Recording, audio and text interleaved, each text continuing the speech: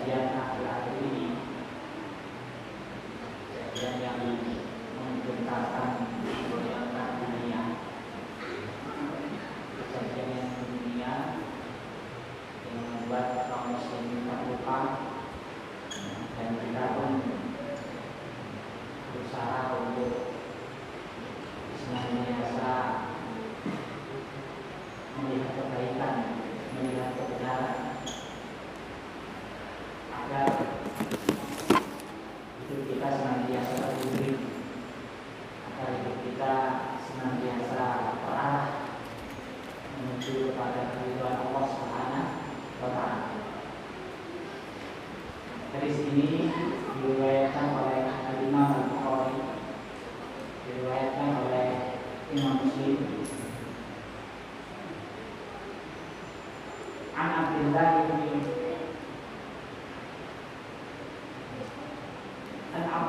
bin Hisham radhiyallahu anhu, dari Abdullah bin Hisham.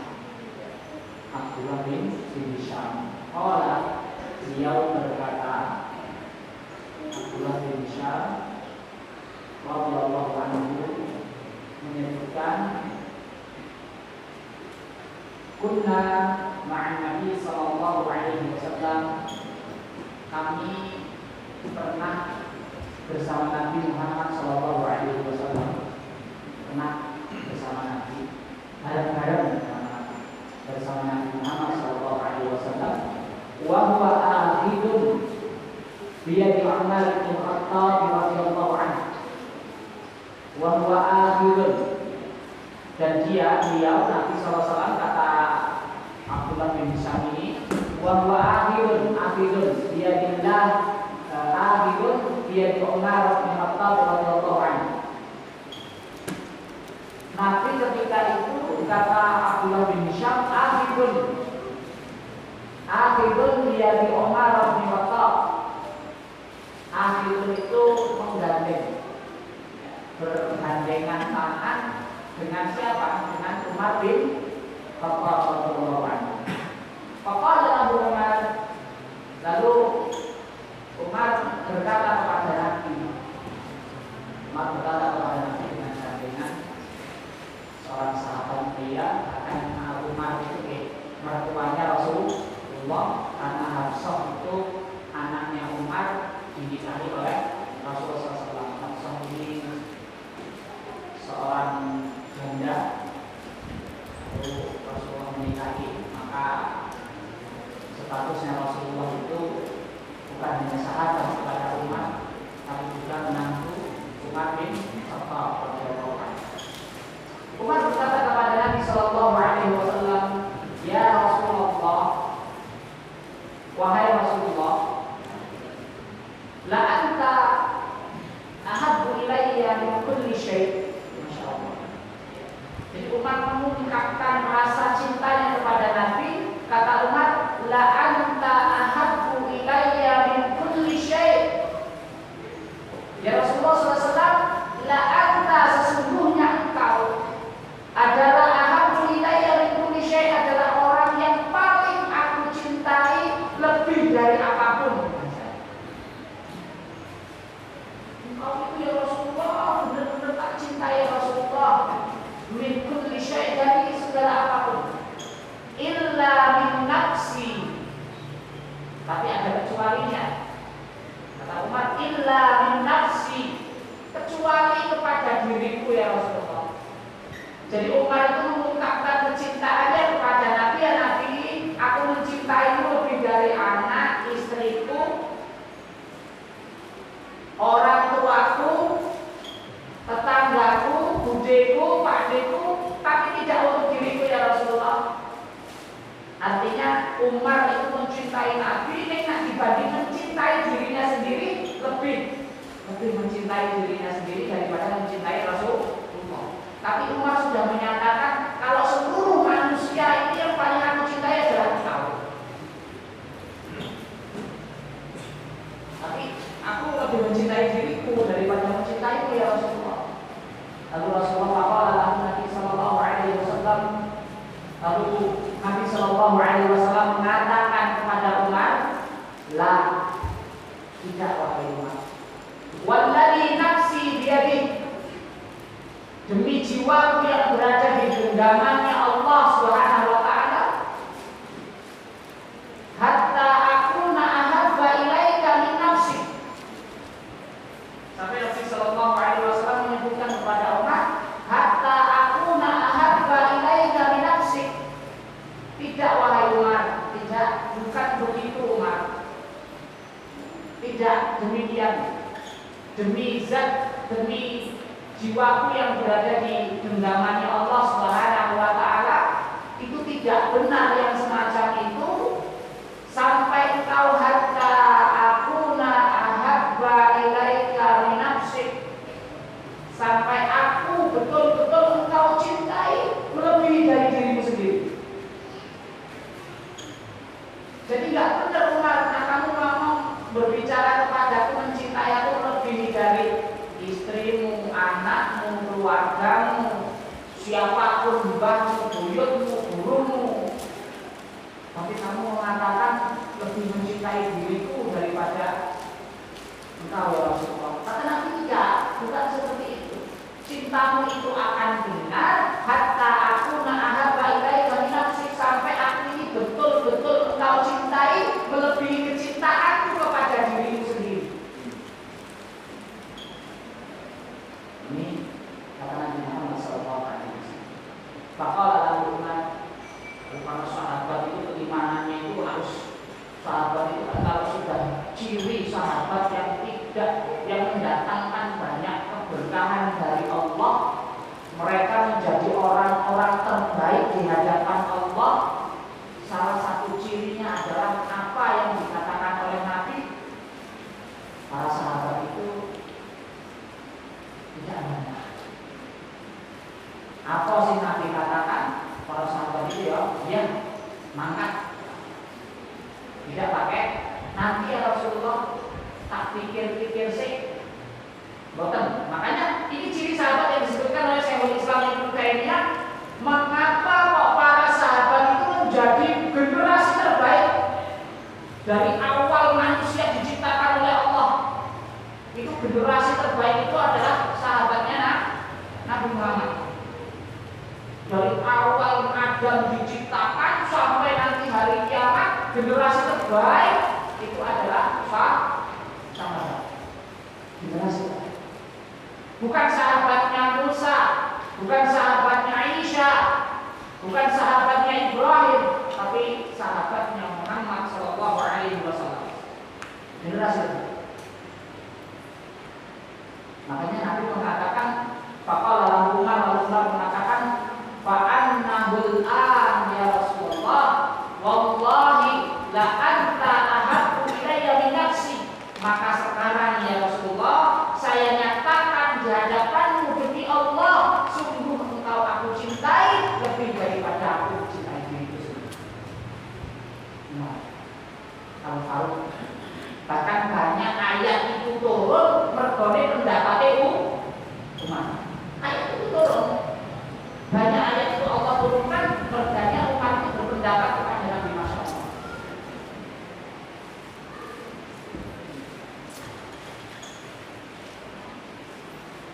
Ini kecintaan yang Allah Subhanahu wa taala tanamkan kepada umat. Sehingga umat itu berpuasa 11 tahun. Menjadi khilafah Islamiyah itu 11 tahun. Umat itu mampu memporak-porandakan negeri terhebat dulu, yaitu Persia. Persia itu mendunia.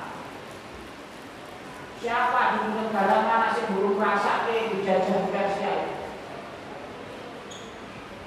Hampir separuh dunia itu dikuasai oleh Persia, Roma, separuhnya Persia, separuhnya Roma. Tapi tunduk oleh Islam berbagai kekuasaannya Umar, kepemimpinnya Umar, yang terkenal dengan perang habis-habisan, perang Qadisiyah, sampai pasukan kaum muslim itu menyerang istananya Persia. Itu di zamannya Umar. 11 tahun Umar itu berkuasa. Persia yang hebat hebatnya beribu-ribu tahun dulu takluk punah habis. Nah, sekarang dibangun lagi versi raya itu oleh Syiah. Makanya Syiah itu paling disegeli oleh Syiah itu punah karena nenek moyang mereka dihancurkan oleh api penyembahan berhala yang dipadamkan oleh umat. Dari Nabi Sallallahu Alaihi Wasallam, fakala Nabi Sallallahu Alaihi Wasallam, ya Umar, baik kalau begitu ya Umar. Bagus kalau begitu. Ini Umar. Jadi generasi terbaik itu sedemikian rupa cintanya kepada Nabi. Artinya apa? Artinya kalau sudah melebihi kecintaannya daripada dirinya sendiri itu nyawa pun siap dikorban.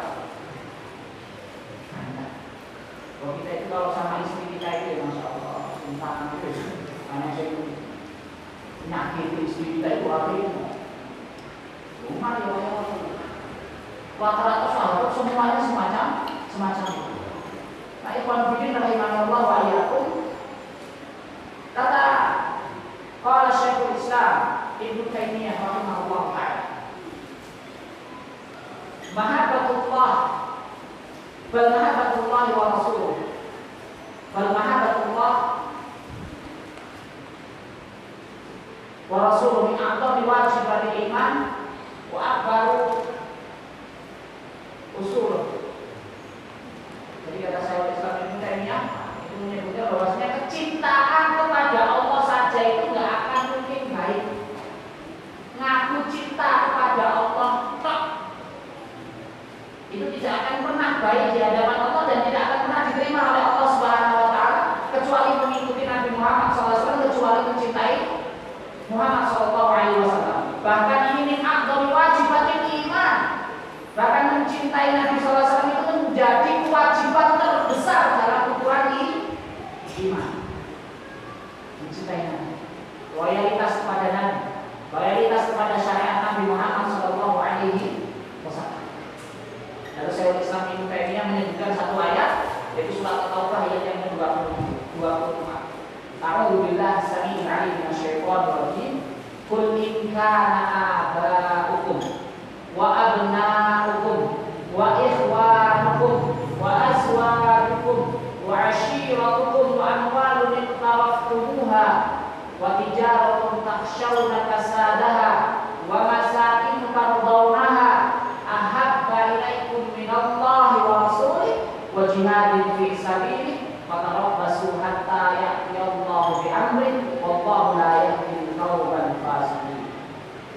Lalu Syekhul Islam ketika menjelaskan tentang hadis tadi itu menjadi kewajiban terbesar dalam urusan iman, yaitu mencintai Allah dan mencintai Rasul. Beliau mengutip ayat ini, surat At-Taubah ayat yang ke-24. Kemudian nanti bisa dibuka tafsir, membuka tafsir yang dia hampa itu, Masya Allah. Dia hampa menulis tafsir. Maka di dalam ayat ini qul in kana aba'ukum, katakan ya Muhammad. In kana aba'ukum, katakan kepada mereka itu ya Muhammad. In kana aba'ukum, kalau bapak-bapak kalian,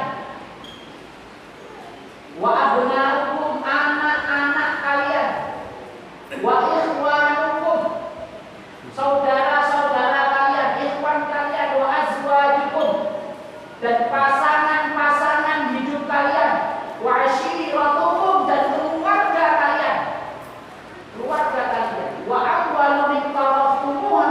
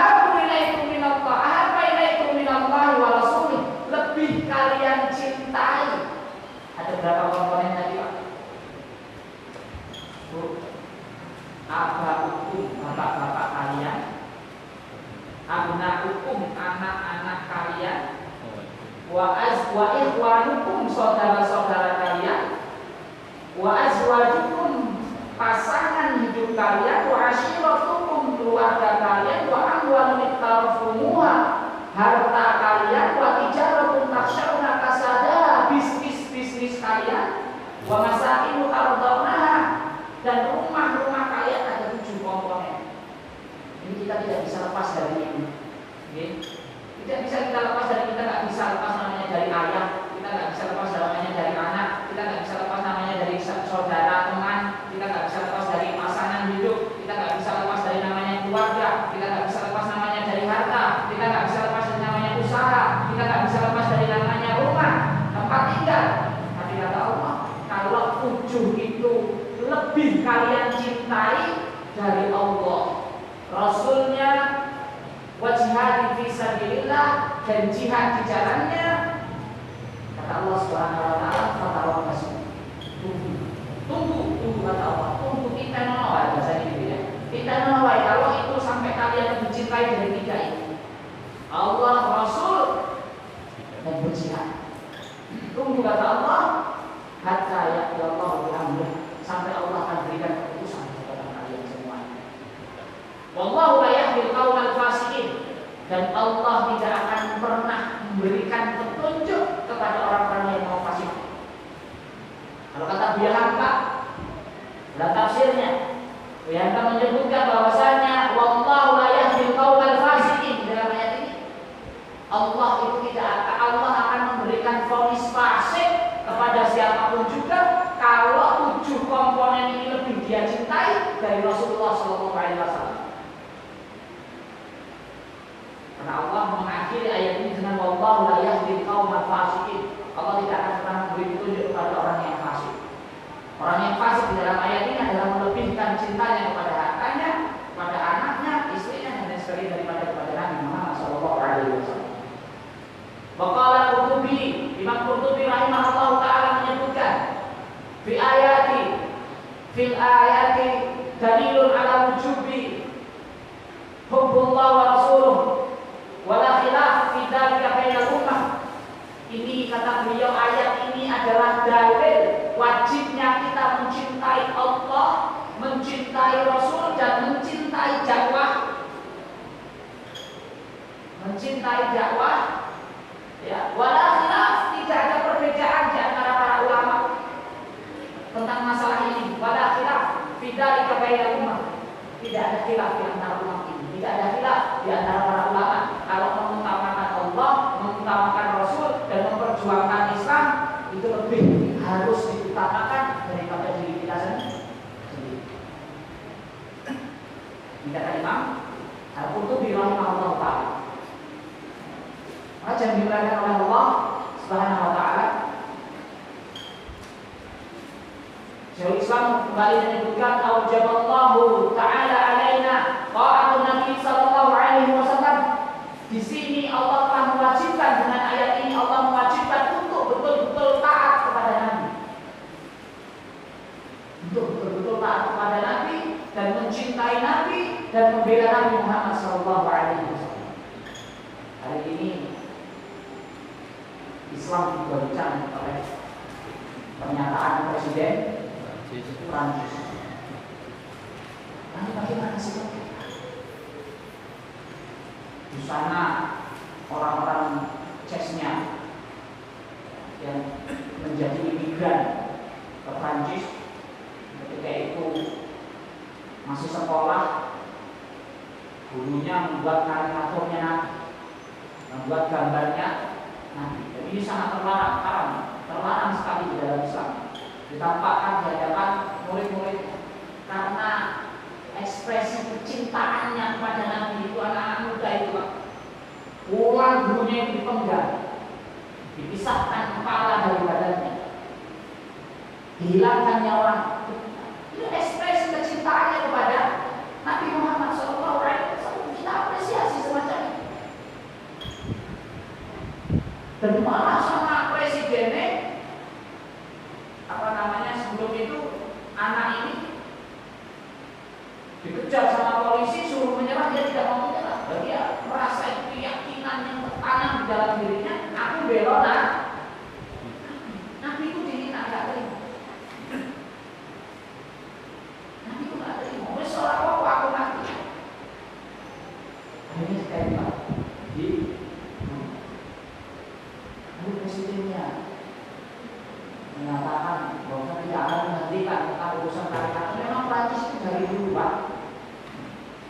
Dari dulu seperti itu, ketika masih ada kekhilafan Turki Utsmani pun pernah main-main dulu dengan Sultan Abdul Hamid. Itu padahal ketika itu Sultan Abdul Hamid itu posisinya masih dalam kondisi lemah kekhilafan Islam ketika itu. Sultan terakhir dalam kekhilafan Turki Utsmani itu pernah mau membuat parodi ya, film otoprak lah kalau di masa kita di Indonesia itu ya, drama yang menyinggung Nabi Muhammad SAW. Berita itu sampai terdengar kepada Sultan Abdul Hamid. Itu khilafah ketika itu masih dalam kondisi lemah. Kata Sultan Abdul Hamid, panggil itu kedubesnya ke sini, kedubes Prancis. Bilang ke presidenmu, bilang ke pemimpinmu, kalau kalian tidak menghentikan acara itu, tidak membatalkan acara itu, akan kami hanguskan itu Paris. Kami hanguskan itu Paris. Kalau sampai acara karikaturnya Nabi, membuat film tentang Nabi tidak engkau hentikan, maka akan kami buat kebakaran itu Paris. Akhirnya berhenti. Iya berani. Kita kalau hari ini, mungkin hari ini kita belum bisa untuk semacam itu. Tapi bukti kecintaan kepada Nabi Muhammad SAW itu bukan hanya sekedar aku mencintaimu ya Rasulullah, bukan hanya sekedar bersolawat. Ya, solawat itu baik, ya mengikuti sunnah itu utama. Tapi ada sisi-sisi yang harus kita bela dari diri Nabi. Tapi hari ini pada dai-dai yang mungkin Masya Allah saya itu sedih, nggak apa-apa, Nabi itu dihina nggak bakal rusak kehormatannya Nabi. Betul, betul. Nabi mau dihina apapun tidak akan pernah menurunkan derajat Nabi di hadapan Allah. Tidak akan pernah. Ada, kalau kata para ulama itu, Rasul itu ada dua sisi dalam kehidupan kaum muslimin. Sisi syariat yang dibawa dan sisi kepribadian yang ada dalam diri Nabi. Dan dua-duanya ini adalah kehormatan bagi kaum muslimin, tidak boleh dihina. Mungkin ketika Nabi SAW dihina kehormatannya, Nabi tidak nesu, itu buat pribadi Nabi. Tapi bagi umatnya itu penghinaan. Karena kita mengikuti Nabi bukan hanya sekedar lantaran Nabi itu seorang Rasul, tapi mengikuti Nabi, Nabi juga sebagai pembawa syariat. Bukan hanya sekedar utusan Allah, tapi juga Nabi itu sebagai orang yang dimuliakan oleh Allah Subhanahu wa Ta'ala. Dan ini dua-duanya, sisi kemuhammadiyahannya itu pun harus dicintai dan dibela, dan sisi syariat yang dibawa pun harus dibela. Ini kata Allah semacam itu. Apa yang bisa kita lakukan hari ini? Setidaknya gak ridho dengan keadaan itu. Gak ridho, ya Allah, Nabi itu dihina, ya Allah. Terkutuk untuk orang yang menghina Nabi itu, ya Allah. Setidaknya.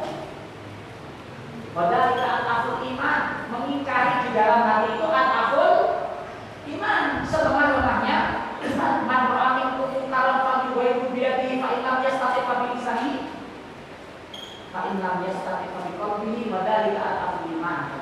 Kalau kamu melihat kemungkaran, maka rubah dengan tangan. Nggak bisa omongi dengan lisan. Orang iso dengan lisan, maka ingkari dalam hati. Kalau dalam hati itu kata Nabi ataful iman, itu selemah-lemahnya iman. Lalu bagaimana kalau kita diam? Ingkari dalam hati saja itu ataful iman, selemah-lemahnya iman. Lalu bagaimana kalau kita diam?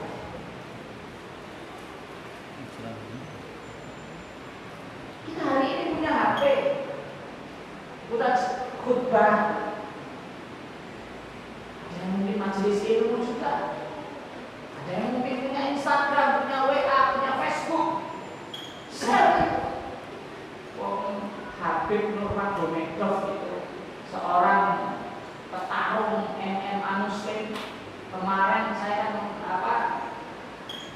sering lihat Instagramnya itu. Dari Instagramnya BDS itu saya lihat dia memposting Presiden Prancis itu dengan muka ada sepatu, dan beliau menyampaikan dengan bahasa Rusia dan bahasa Inggris bahwasanya ini penghinaan kepada Nabi dan kita harus memboikot.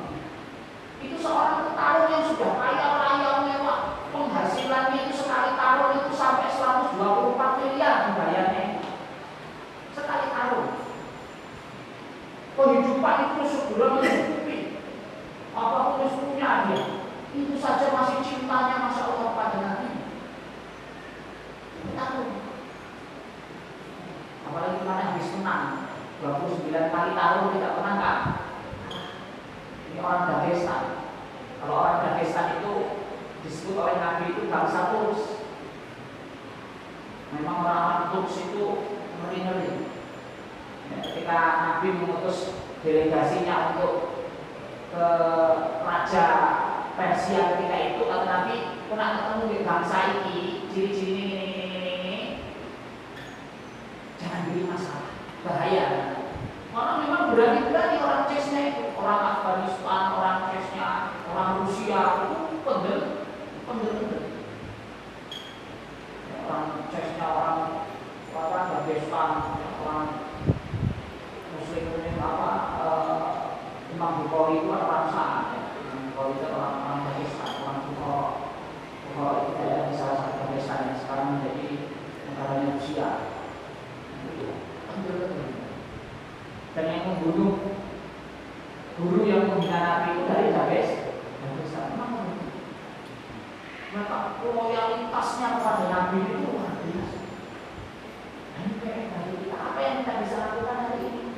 Setidaknya ingkari di dalam hati semua ini. Kita punya HP, punya apa itu, share untuk mendukung Nabi, share untuk membela Nabi. Setidaknya itu. Kalau kita punya corong, kita bisa bersuara soal. Ada yang tanya kepada saya, Ustaz, masalah ini apakah nanti kita akan ditanya oleh Allah tentang penghinaan kepada Nabi? Saya bilang iya. Kita semuanya akan ditanya oleh Allah apa yang kami lakukan ketika Nabi dihina. Allah akan tanya kepada kita. Allah akan tanya kepada kita semuanya tentang kejadian ini, hari ini itu Allah Subhanahu wa Ta'ala akan tanya kepada kita apa yang telah kau lakukan. An-Nabiyyu awla bil mu'minina min anfusihim wa azwajuhu ummahatuhum. Kata Nabi, kata Allah Subhanahu wa Ta'ala dalam surat Al-Ahzab, Nabi itu harusnya lebih dimuliakan bagi orang-orang mukmin, diri mereka sendiri dan pasangan-pasangan hidup mereka. Nabi itu harus lebih dimuliakan daripada dirinya sendiri, pasangan-pasangan mereka dan orang-orang mukmin yang lain. Kalau di dalam kitab As-Sarimul Maslul li istizai Rasul, pedang terbunus untuk para pencela Nabi, itu hukuman bagi orang yang mencela Nabi itu murtad. Ya, murtad.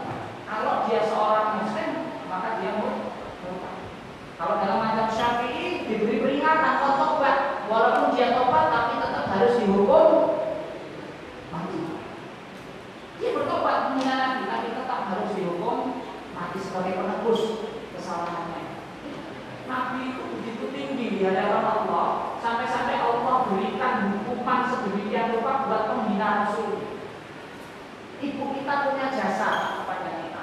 Kita berhutang kepada ibu kita, berhutang air susu yang itu tidak bisa kita tebus. Hutang kita kepada ibu kita itu tidak bisa ditebus dengan apapun. Begitu pula kita punya hutang kepada ayah kita. Keringatnya yang menetes, keringatnya yang keluar untuk mencari nafkah kita, itu tidak bisa kita tebus. Dan kita wajib untuk memuliakannya, kita wajib untuk mencintai kedua orang tua kita, memberikan kebaikan kepada mereka. Tapi Nabi lebih besar haknya daripada kedua orang tua kita. Nabi lebih besar. Kenapa? Karena Nabi bukan hanya mengurusi tentang untuk diri kita, perlu kita, tapi Nabi memikirkan bagaimana kita nanti di akhirat. Nabi yang mengajarkan Islam kepada kita, Nabi yang mengajarkan Islam sampai kepada kita, Nabi yang mengajarkan tentang Allah, Nabi yang mengajarkan tentang hidayah untuk kita semuanya. Maka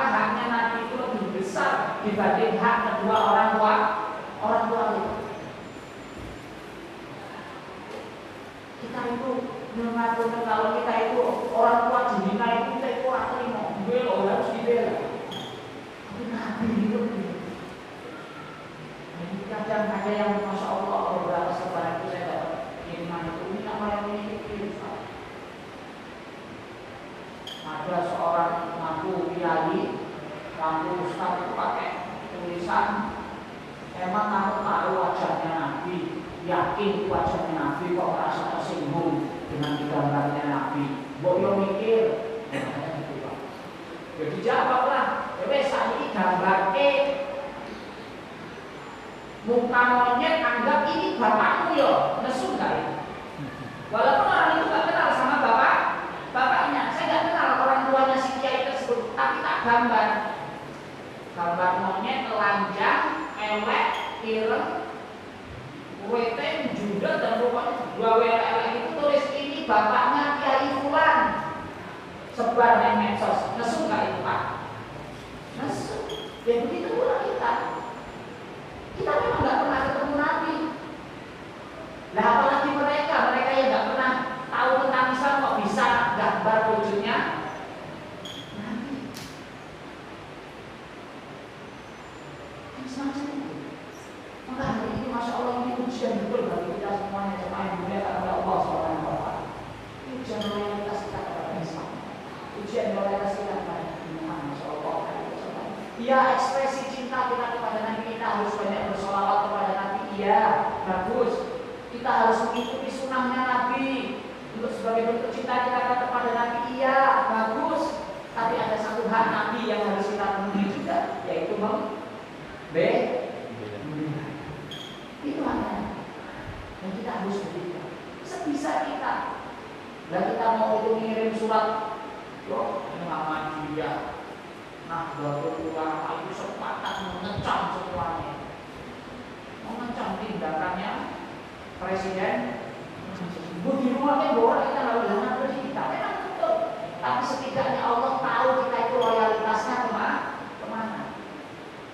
Kita mungkin nulis tweetan melek-melek presiden Prancis itu nggak dianggap orang mungkin berbocor sama dia. Oh, betul melek-melek presiden Prancis ngocor masjid Rahmat, orang mungkin jauh panggang daripada tapi Allah itu akan tahu kamu loyalitasnya kemana.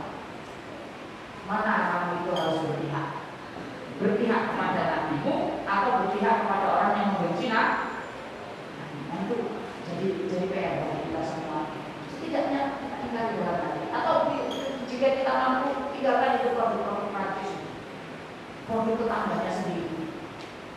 Tunggu tempe, contoh sih buat punya tempe di Jawa, beli di situ. Oh di sana ada yang tukang telur, jamaah Masjid Rahmat, ayo Masjid Rahmat aku telur ke sana. Saudara Muslim kita. Oh mana dulu ini saudara Muslim kita. Dulu toko ini gawe ini dan lain-lain punya saudara Muslim kita. Itu akan lebih menguatkan ekonomi. Jangan terkecoh dengan produk yang tidak dibuat oleh orang Islam. Kita harus dengan kita beratkan kaum muslimin. Setidaknya jamaah masjid ini. Karena itu kan tahu yang namanya warung. Warung mereka boleh beli warung ke warung tetangga itu, masya Allah indah banget. Saya kasih contoh begini. Itu kalau di warung tetangga itu orang bawa duit itu kan bawa duit, kan bawa isi goreng ibunya ternyata gulungnya teh. Buka jendela tombol warung, bude, gula apa? Oh iya, ditekin, bayarin tuh ya bude, kan mau tuh ditekin, mana? Tapi saya itu dari mana? Orang dadak nih, mau diisi orang, tombolnya sebetulnya dia mungkin, maka kerja bensinin teh, mampir boleh tombolnya, waduh, duitnya orang enak gitu, mau ditolongin mau, gampang ngusulnya besok, dia mungkin, ini kan yang tombol apa? Beli ayo. Saya itu kakak sama istri saya, Pak, jujur Pak, saya kalau sama istri saya belanja mesti ke warung, ke pasar tradisional. Saya jarang cuma belanja di mall itu saya belanja ke pasar kalau di sini kan ada pasar sampai di mana biasanya pagi. Itu saya kalau belanja di situ sama istri saya. Ada ibu kita pakai jilbab, bapak kita pakai peci, kan nonton ya. Itu saudara muslim kita.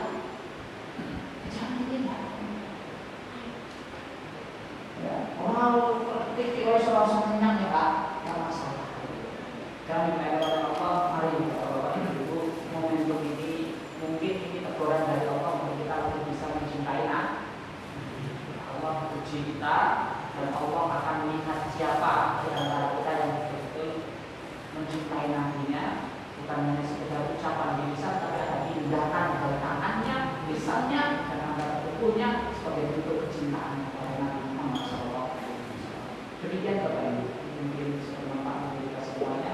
Mengenai saya tak pelajar langsung, saya langsung